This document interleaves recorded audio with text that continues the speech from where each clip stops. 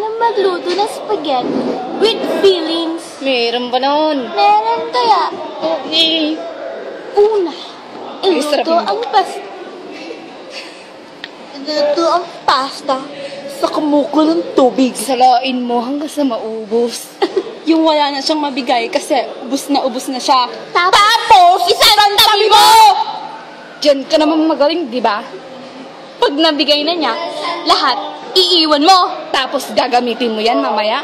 Pagtapos ka na dun sa isa. Pangalawa! Oo, laging may pangalawa. Di ka kasi kontento sa isa. Igisa mo yung bawang. Sibuyas at karne. Haluin mo na parang naglalaro ka lang.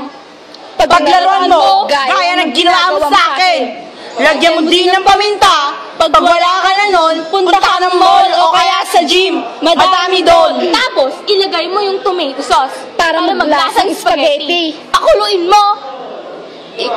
I-check mo yung pasta. Kasi masyado ka nang nawiwili dyan sa isa mo.